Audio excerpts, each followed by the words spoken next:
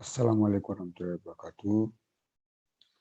Alhamdulillah, kita bertemu kembali dalam kuliah statistik. Kali ini kita akan membahas dan berdiskusi tentang analisa korelasi dan regresi. Baik, saya akan materi.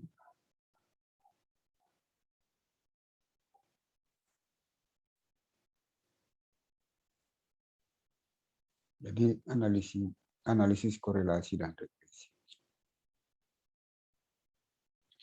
Yang pertama adalah analisis korelasi. Nah, analisis korelasi ini adalah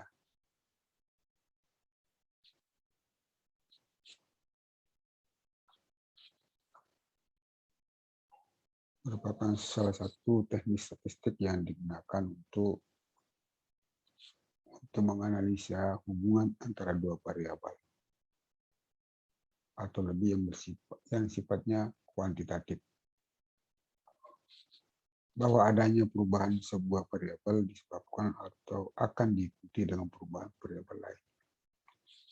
Nah, berapa besar koefisien perubahan tersebut dinyatakan dengan koefisien korelasi. Dengan demikian, semakin besar koefisien korelasi, dan maka semakin besar kaitannya atau perubahannya antara suatu variabel dengan variabel lain.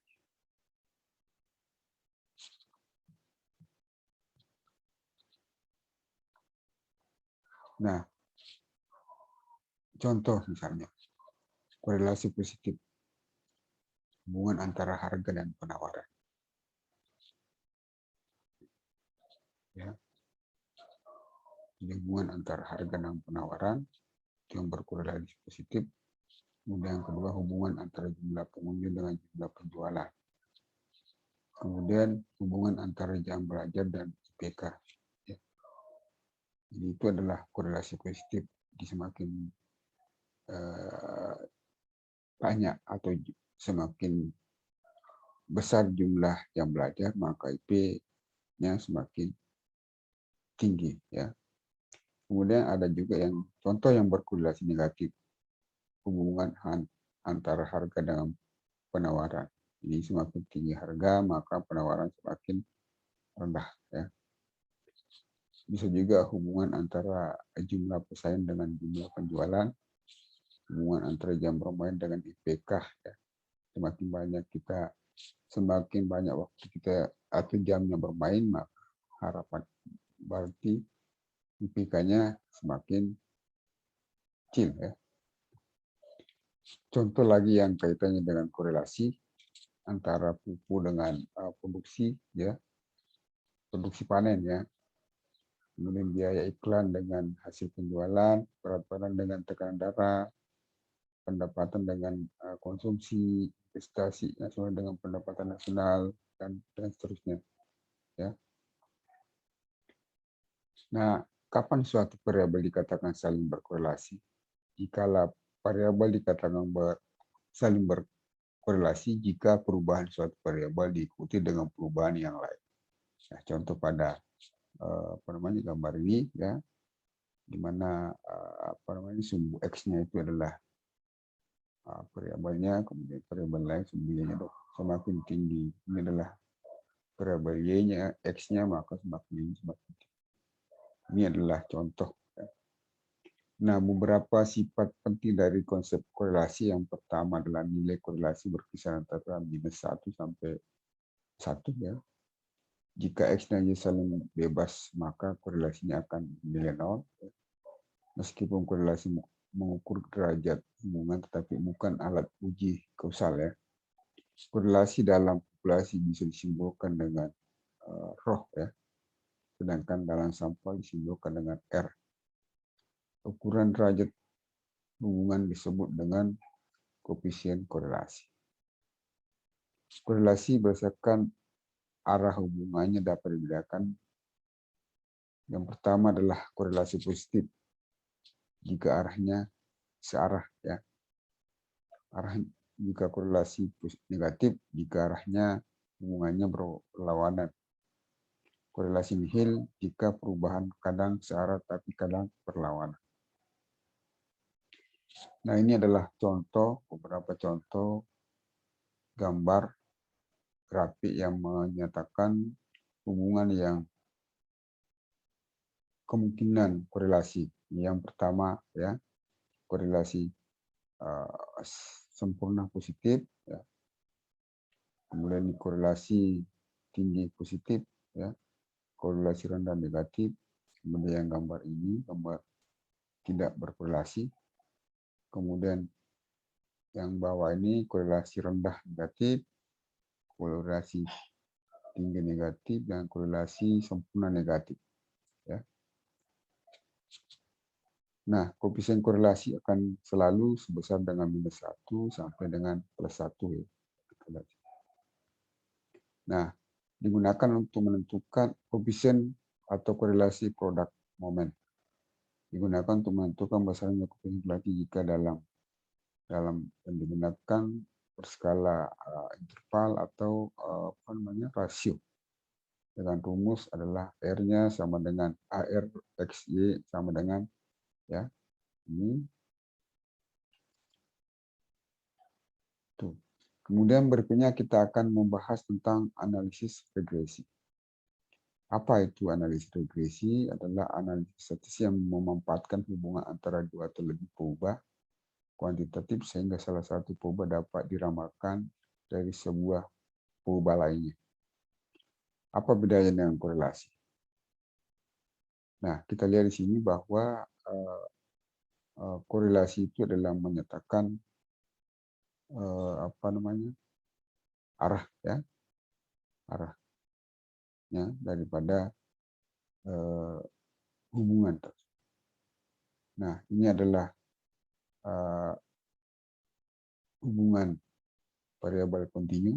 Yang satu positif, ini ada yang linear, ini ada yang seperti bukit, ini berbukit-bukit dan seterusnya.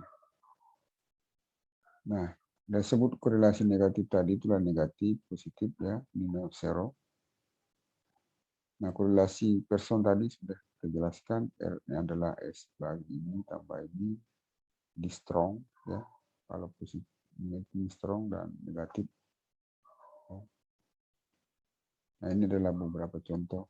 Nah, berikutnya adalah regresi. Ini adalah merupakan hubungan ya antara perubahan secara fungsional ya. X itu adalah fungsi daripada Y ya. Misalnya Y-nya Y sama dengan 10X. Nah, dalam statistik atau stokastik amatan tidak jauh pas pada kurva. Misalnya Q versus prestasi ya, berat versus tinggi, dosis pupuk versus produksi. Nah, ada model regresi yang sederhana. Di regresi sederhana itu adalah regresi yang satu berubah ya. Nah, di mana X-nya itu, Y-nya itu adalah ini adalah konstante. Ini adalah konstante, X-nya dan seterusnya. Nah, ini adalah model regresi linear ya, regresi yang sederhana ya, di mana sumbu X-nya itu yang disebut dengan prediktor, kemudian sumbu itu namanya respon. Nah, kita lihat di sini ya. Jadi konstante yaitu adalah B0, dan B1-nya itu adalah ini adalah unit ya. Ini adalah kemiringan. Nah, ini adalah contoh ya. Nah, regresi itu menduga koefisien regresi. Gimana cara menghitung konstantenya tadi, koefisien. B0 penduga dari beta 0 dan B1 penduga dari beta 1. Jadi rumusnya seperti itu. B1 adalah sigma XL XY dikurangi dengan sigma Y dikali dengan dibagi dengan jumlah sampel, kemudian dibagi dengan ini kuadrat X kuadrat. Nah, di mana dapatkan nanti adalah B0-nya adalah Y rata-rata dikali B1, kurangi dari B1 kali dengan S rata-rata. Nah, ini adalah model atau metode pada terkecil. Bagaimana dengan pengujian terhadap model regresi? Bisa dengan secara parsial, ya, satu-satu per koefisien, misalnya dengan bersama secara UGF atau ANOVA.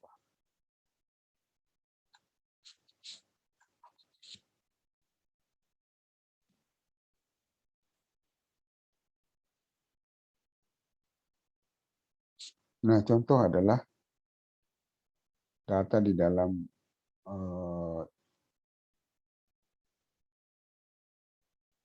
bidang perikanan, ya. Jadi ini adalah apakah semakin banyak jumlah jaring atau payang yang semakin besar, juga hasil tangkapan cumi-cumi juga yang dihasilkan tuh semakin besar. Nah, untuk mengatur hal tersebut maka diambil data, katakanlah 10 bulan, mana data sekunder kita ambil 10 bulan, kemudian kita catat jumlah unit jumlah payang beroperasi. Payang ini adalah alat untuk menangkap cumi-cumi, ya. Nah, kita catat jumlah yang beroperasi dalam sebulan, dan juga hasil tangkapan dalam sebulan itu dalam kilogram. Sorry, ini adalah ini adalah jumlah payang, ini adalah hasil tangkapan. Hasil tangkapan itu adalah ini seperti ini. Nah, bagaimana mendapatkan adalah bisa kita gunakan. Kita melihat plottingnya atau grafiknya, hubungan antara payang dengan hasil tangkapan. Ya, kita lihat di sini. Ini semakin banyak jumlah unit yang digunakan, tentu semakin meningkat. Tetapi sekarang tidaklah seperti itu. Tidaklah seperti dulu bahwa ikan yang ada di laut itu sekarang tidaklah berbanding lurus dengan jumlah alat yang digunakan. Tapi karena adanya banyak variabel, banyak kendala, sehingga ikan sekarang tidak bisa lagi berbanding lurus atau berkorelasi positif dengan jumlah unit yang digunakan. Nah, untuk mengetahui hal tersebut, untuk menganalisa data ini, maka kita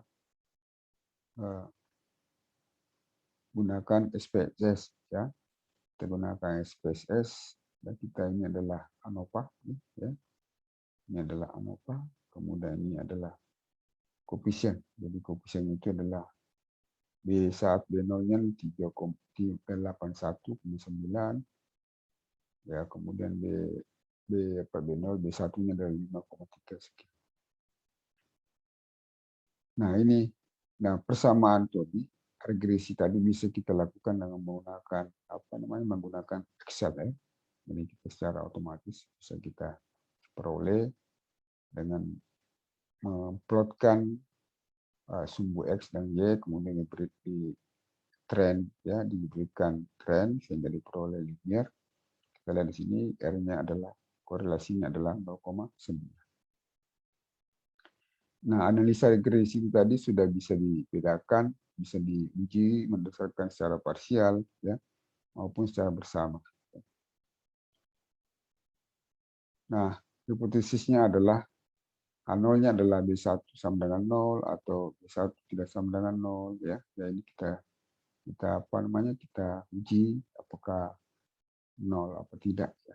Nah, regresinya anovanya seperti ini. Jadi sumber keragaman regresi error dan total derajat bebas, ya. Kemudian jumlah kuadrat tengah ini nilai F. Nah, bisa juga dengan secara parsial, ya. Bisa juga ada parsial, H0-nya itu adalah apakah lebih kecil dari atau sama dengan 0, ya. Ini parsialnya, di mana nanti akan diketahui berapa B1, ya. Saya kira demikian. Terima kasih. Assalamualaikum warahmatullahi wabarakatuh.